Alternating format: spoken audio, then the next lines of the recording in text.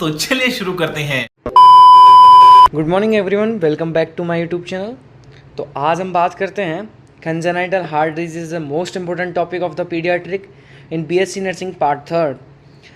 तो जैसे कि मैंने पिछले ही आपको कुछ टॉपिक्स के बारे में बताया था, जैसे पल्मोनरी स्टेनोसिस वगैरह के बारे में, तो उनसे रिलेटेड एक नया टॉपिक है, बहुत इंपॉर्टेंट है। इंपॉर्टेंट तो क्या, हर बार क्वेश्चन आता है पीडियाट्रिक के अंदर। तो आज पढ़ते हैं congenital heart disease. Congenital heart disease का मतलब क्या होता है? कंजेनाइटल हार्ट डिजीज़ का मतलब होता है malformation of heart and greater vessels, aorta and the pulmonary artery. मतलब pulmonary artery and aorta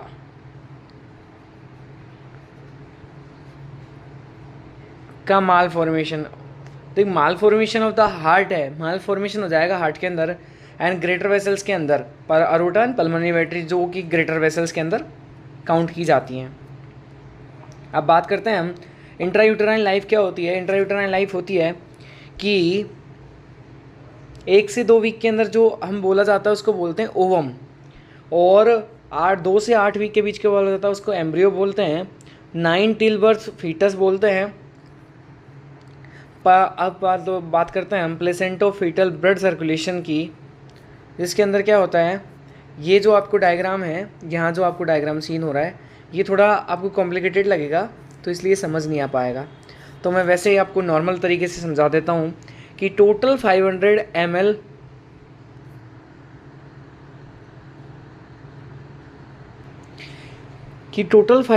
ml blood present in the placenta.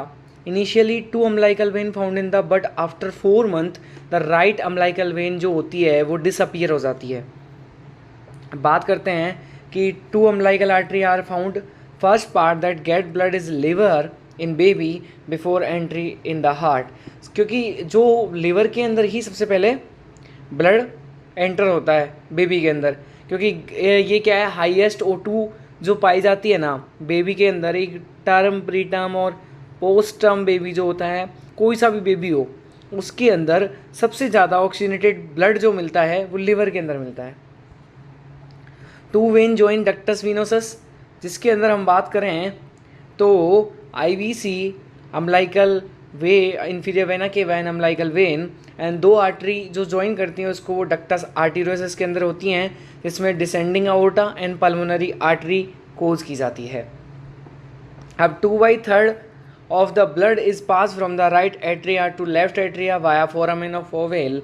जो 2/3 पूरी बॉडी का ब्लड है वो पास होता है किससे, राइट एट्रिया से लेफ्ट एट्रिया की तरफ वाया फोरामेन ऑफ ओवेल की, क्योंकि receive 2/3 part of the blood is right atria to left atria and right atria to right ventricle receive by the 1/3 part of the portion of the blood।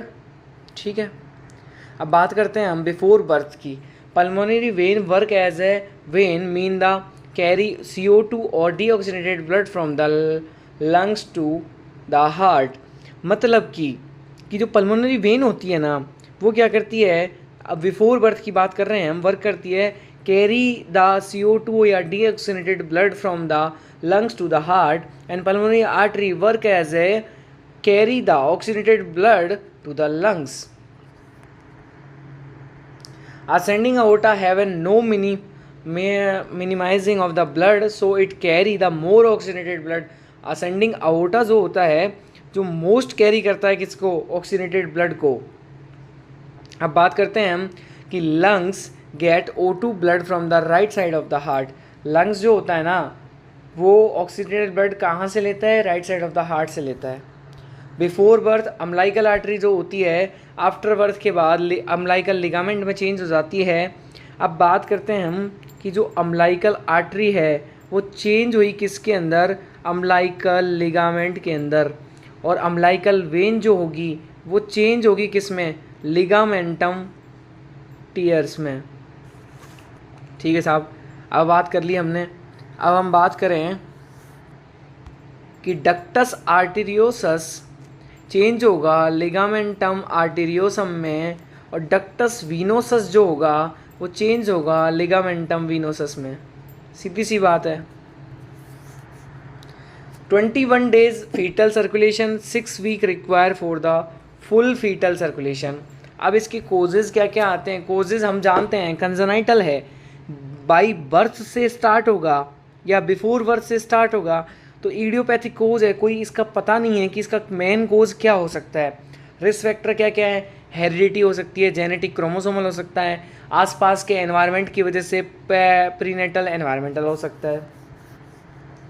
अब इसके teratogenic जो drugs होती हैं वो thalidomide है, anti convulsant drug है, NSAID हैं और एस्प्रिन है।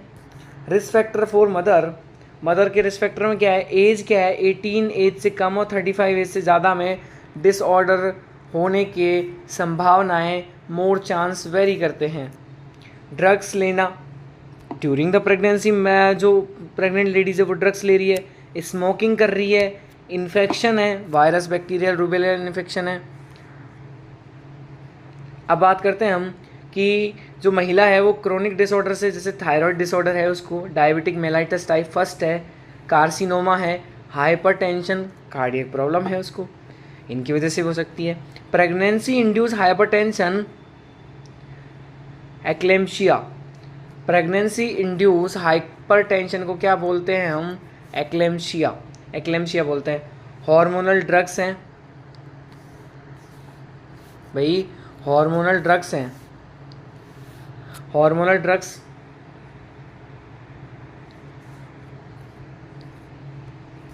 एक्सेसिव इमेजिंग स्टडी सोनोग्राफी से, इसकी डायग्नोस्टिक वैल्यूएशन, मेंटल ट्रॉमा है, प्लेसेंटल अबॉर्शन है, placental babies connect the break.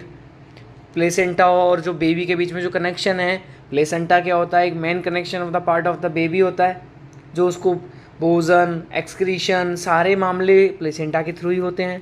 उसका कनेक्शन टूट जाए, placenta praevia, abnormal location of the placenta, जो प्लेसेंटा की मेन लोकेशन होती है उसकी जगह अदर साइट पर उसका कनेक्शन हो, उसको बोलते हैं प्लेसेंटा प्रेविया।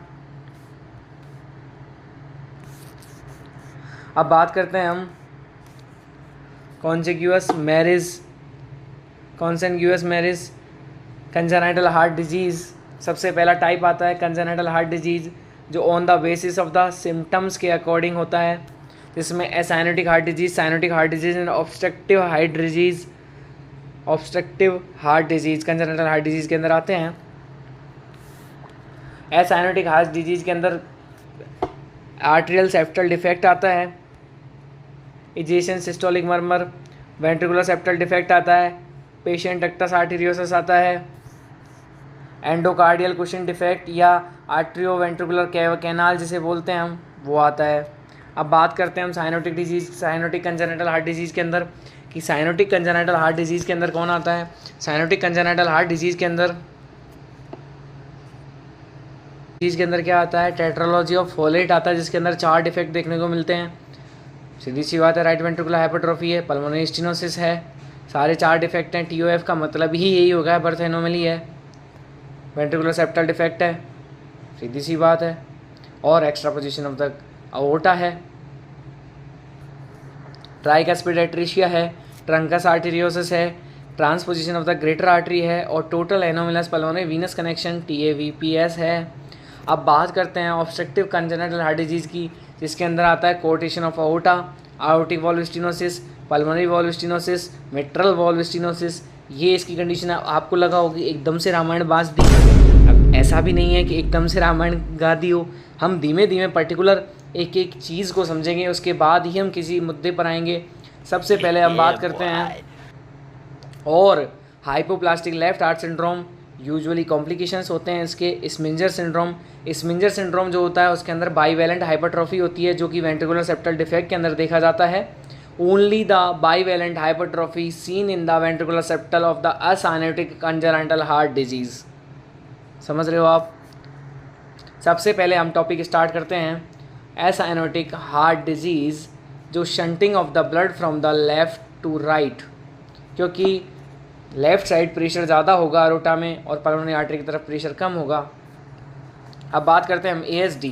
सबसे पहला पॉइंट इसके अंदर आता है असाइनोटिक हार्ट डिजीज़ के अंदर सबसे पहला जो पॉइंट आता है वो यही आता है। असाइनोटिक हार्ट डिजीज़ का मतलब क्या होता है? Abnormal opening of the septum of aorta and shunting, abnormal opening of the septum of atria and shunting of the blood occur between the left atria to right atria. Because इसको क्या बोलते हैं हम? इसको बोलते हैं वॉल्यूम और pressure overload, मतलब वॉल्यूम बढ़ जाना और प्रेशर का ओवरलोड हो जाना। ये 3 टाइप के होते हैं, ऑस्टियम प्रीमम, स्कैंडम वीन, ऑस्टियम प्रीमम, इसके ऑस्टियम स्कैंडम और sinus venosus. Sinus venosus is the top part of the connection of the top part, ostium primum is a lower part of the connection and ostium secundum is a middle part of the connection. Ostium secundum most common होता है because of the formation of foramen of ovale के कारण ये most common होता है। ठीक है sir. अब इसकी इंसिडेंस रेट की अगर हम बात करें तो फीमेल के अंदर मोर चांस होते हैं मेल की तुलना में और सिम्टोमेटिक होता है। साइन एंड सिम्टम्स में क्या क्या है इसके? साइन एंड सिम्टम्स की अगर हम बात करें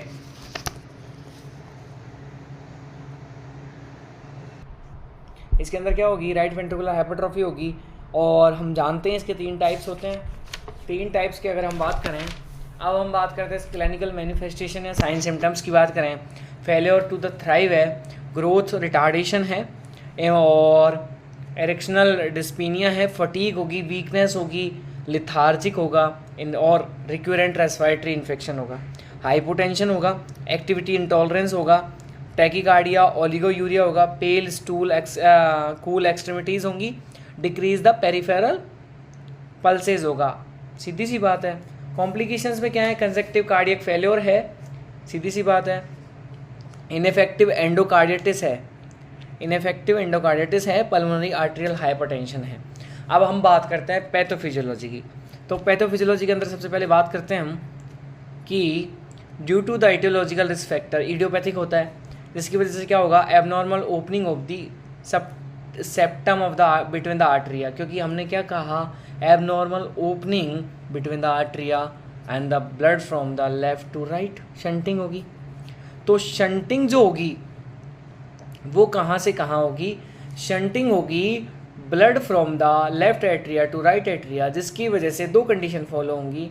2 कंडीशन क्या क्या फॉलो होंगी? सबसे पहले तो high amount of the blood receive by the right ventricle. भाई सीधी सी बात है, लेफ्ट एट्रिया से राइट एट्रिया की तरफ मोर अमाउंट में ब्लड आएगा, तो मोर अमाउंट में ब्लड जाने की वजह से क्या होगा? High amount of the blood receive by the right ventricular. Right ventricles के अंदर अगर हाई ब्लड आया तो राइट वेंट्रिकुलर में क्या होगा? ओवरलोड होगा, और ओवरलोड होने की वजह से क्या होगा? ओवरलोड होने की वजह से पल्मोनरी वेस्कुलर रेजिस्टेंस बढ़ेगा, और पल्मोनरी वेस्कुलर रेजिस्टेंस बढ़ेगा तो उसको कम करने के लिए राइट वेंट्रिकुलर हाइपरट्रॉफी होगी, और राइट वेंट्रिकुलर हाइपरट्रॉफी होने की वजह से कंजक्टिव हार्ट फेलियर होगा। और अगर बॉडी अब हम बात करते हैं दूसरी हमारी कंडीशन।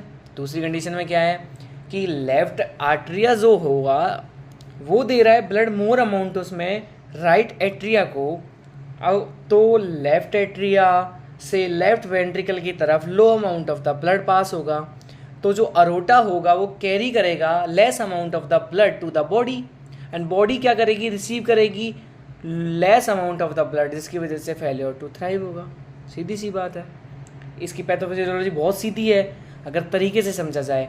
अब हम बात करते हैं एसाइनोटिक जो ASD है ना, आर्टेरियल सेप्टल डिफेक्ट है, उसके अंदर हम क्राइटेरिया देखते हैं, उसको बोलते हैं नादास क्राइटेरिया। नादास क्राइटेरिया में मेजर और माइनर 2 क्राइटेरिया होते हैं, क्योंकि ये क्या करते हैं? Heart disease in children by the Nadas criteria के अकॉर्डिंग देखते हैं। मेजर डायग्नोसिस जो होते हैं नादास क्राइटेरिया के, वो मरमर साउंड होता है, 3rd डिग्री और थ्रिल साउंड होता है, सेंट्रल साइनोसिस होता है इसके अंदर, CCF कंजक्टिव कार्डियक फेलियर होता है, और डिस्टोलिक मरमर साउंड होता है।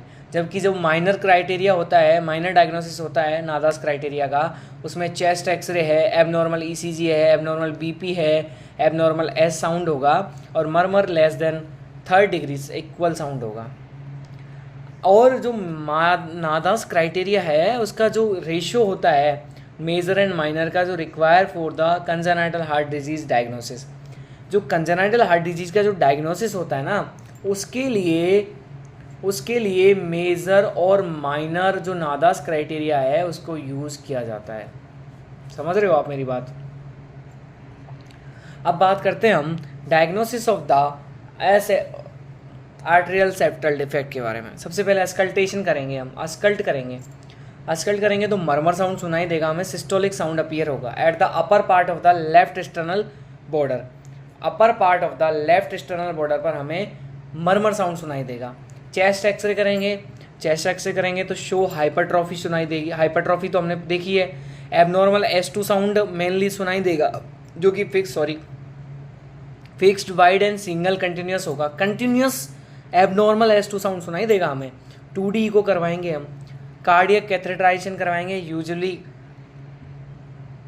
अकर होता है। अब बात करते हैं मैनेजमेंट की। सबसे पहले अगर मैनेजमेंट की बात करें तो मैनेजमेंट में सर्जरी आती है, जैसे बोलते हैं pericardial patch surgery, open heart surgery बोलते हैं इसको, जिसमें patch form pericardium is taken and opening closed. मतलब कि जो आर्टरिया के बीच में, जैसे ये है,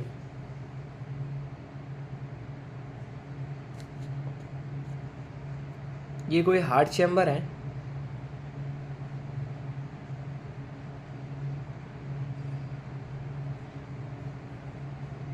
ठीक है। ये हो गया right atria, right ventricle, left ventricle और लेफ्ट एट्रिया। यहाँ से ब्लड हो रहा है, शंटिंग हो रही है, तो क्या होगी, हम इस ओपनिंग को तो करेंगे क्लोज और पैच लगाएंगे यहाँ पे, पैच सर्जरी, इसको ओपन हार्ट सर्जरी बोलते हैं, ठीक है। अब बात करते हैं हम वेंट्रिकुलर सेप्टल डिफेक्ट की, जो कि यह मोस्ट कॉमन होता है। वेंट्रिकुलर सेप्टल डिफेक्ट की अगर हम बात करें तो वेंट्रिकुलर सेप्टल डिफेक्ट का मतलब होता है abnormal opening between the right and left ventricles is a most common acyanotic congenital heart disease left higher pressure to the right pressure. मतलब हायर प्रेशर से लो प्रेशर की तरफ ब्लड शंट होगा, वही लेफ्ट टू राइट शंटिंग होगी। Most common होता है, 25% of the total CHD होता है।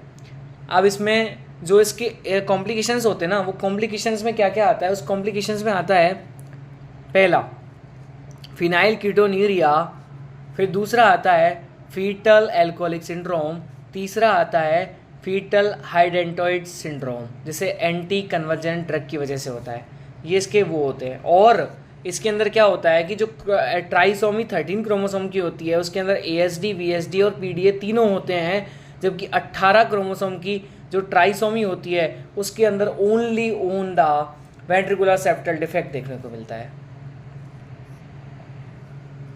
और 1000 बच्चों में से 1 से 2 बच्चों के अंदर ये देखने को सीन होता है। अब बात करते हैं हम trisomy of the 13 chromosome, ASD, VSD and PDA तीनों आए, patient ductus arteriosus, arterial septal defect, ventricular septal defect. और ट्राइसोमी 18 क्रोमोसोम की ओनली द VSD दिखाई देता है। अब बात करते हैं हम डेफिनेशन की। Abnormal opening between the both ventricle, shunting of the blood from the left ventricle to right ventricle, सीधी सी बात है। अब बात करते हैं हम types of the VSD on the basis of anatomy.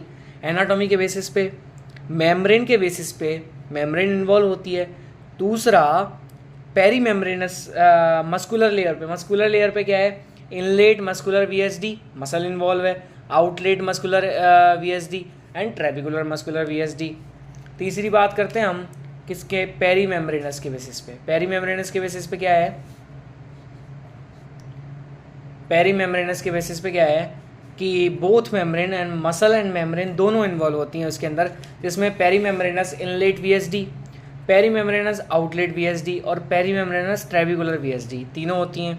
अब बात करते हैं हम प्रेशर के बेसिस पे, ऑन द प्रेशर या साइज। सबसे पहले हम साइज़ के ऊपर बात कर लेते हैं कि स्मॉल तो होता है 1/3 of the aortic wall is opening, moderate होता है 1/2 part of the aortic wall opening size में, लार्ज के अंदर क्या होता है, इक्वल और more than aortic wall opening.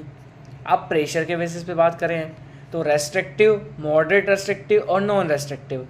Restrictive की अगर बात करें तो 1:4 का रेशियो 1 के साथ लेस देन होगा, 2.2 रेशियो 1 के साथ ग्रेटर देन होगा, और नॉन रेस्ट्रिक्टिव के अंदर, और जो मॉडरेट रेस्ट्रिक्टिव होता है उसके अंदर 1.4-2.2 रेशियो 1 होगा।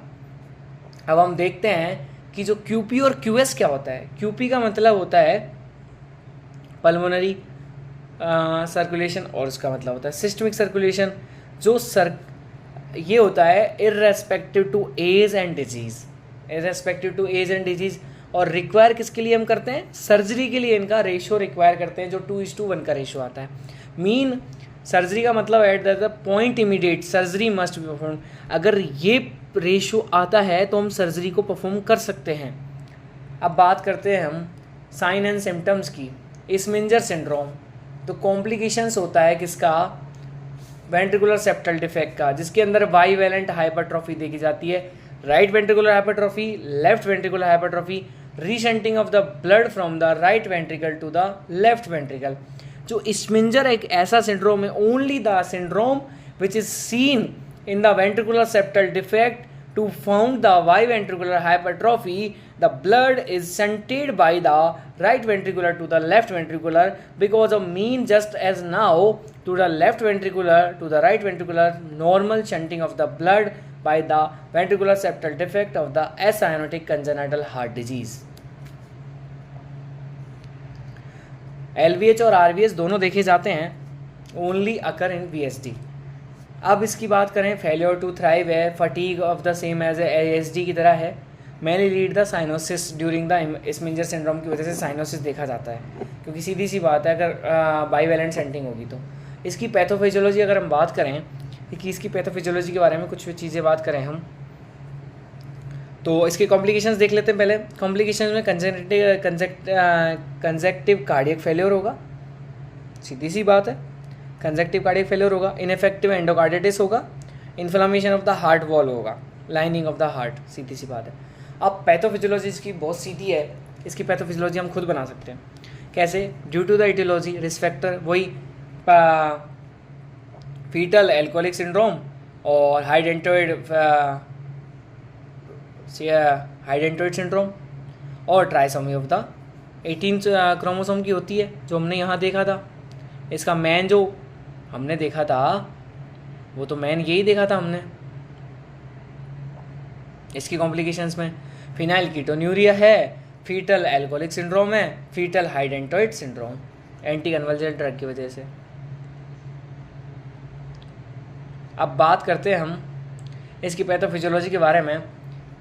तो abnormal opening between the ventricle, shunting from the left ventricular to right ventricle, जो नॉर्मल शंटिंग है, जिसकी वजह से राइट वेंट्रिकुलर ओवरलोड होगा, और राइट वेंट्रिकुलर ओवरलोड होगा तो पल्मोनरी हाइपरटेंशन होगा, artery pulmonary hypertension, pulmonary vascular resistance बढ़ेगा, राइट वेंट्रिकुलर हाइपरट्रॉफी होगी। अब राइट वेंट्रिकुलर हाइपरट्रॉफी हुई तो रीशंटिंग टू द ब्लड, रीशंटिंग होगी ब्लड की किसकी तरफ, लेफ्ट वेंट्रिकुलर हाइपरट्रॉफी की तरफ। तो बाई वेंट्रिकुलर हाइपरट्रॉफी हुई जिसकी वजह से इस्मिंजर सिंड्रोम होगा। अब small amount of the blood pass in the ओटा, लेफ्ट वेंट्रिकल के अंदर तो ब्लड कम है, तो body receive the low amount of the blood, and जिसकी वजह से फटीग आएगी, वीकनेस होगी बॉडी के अंदर। अब डायग्नोसिस की अगर बात करें तो डायग्नोसिस में अस्कल्टेशन करेंगे तो मरमर साउंड आएगा of the left lower sternal region. वहाँ क्या था, right left upper sternal region में। Loud sound S2 running pulmonary valve के अंदर। चेस्ट एक्सरे के अंदर हम जानते हैं बाईवेलेंट हाइपरट्रॉफी हुई है। ECG है, 2D इको 4 शंटिंग है, और डायस्टोलिक मरमर साउंड आएगा। मैनेजमेंट की अगर बात करें तो no need of the surgery in 2 to 4 year के अंदर कोई सर्जरी परफॉर्म नहीं कर जाती, क्योंकि एसिम्टोमेटिक होता है। 12 से 18 मंथ के अंदर अगर सिम्टोमेटिक है और प्रेशर 2:1 जो पल्मोनरी और सिस्टमिक सर्कुलेशन के रेशो से ज़्यादा है, देन हम इमीडिएट सर्जरी करेंगे, जिसमें सर्जरी में पहली आती है पेरिकार्डियल पैच सर्जरी, जो ओपन हार्ट सर्जरी होती है। सेकंड जो सर्जरी आती है उसके अंदर 2 स्टेजेस होती हैं, क्लोज हार्ट सर्जरी बोलते हैं, जिसमें बैंड लिगेशन होता है। दूसरा patch surgery by the open heart surgery होती है। अब बात करते हैं व्हेन कॉम्प्लिकेशन डेवलप होते हैं, इसमें कंजेक्टिव कार्डियक फेल्योर है, इनफेक्टिव एंडोकार्डिटिस है, और inflammation of the lining of the heart होगी। 4 नॉर्मल प्रॉब्लम है। सपोर्टिंग थेरेपी देंगे, ऑक्सीजन थेरेपी देंगे, डिजॉक्सिन देंगे। अब हम बात करते हैं नेक्स्ट टॉपिक पर, बात करेंगे हम अगली वीडियो में। तो please like share and subscribe this channel.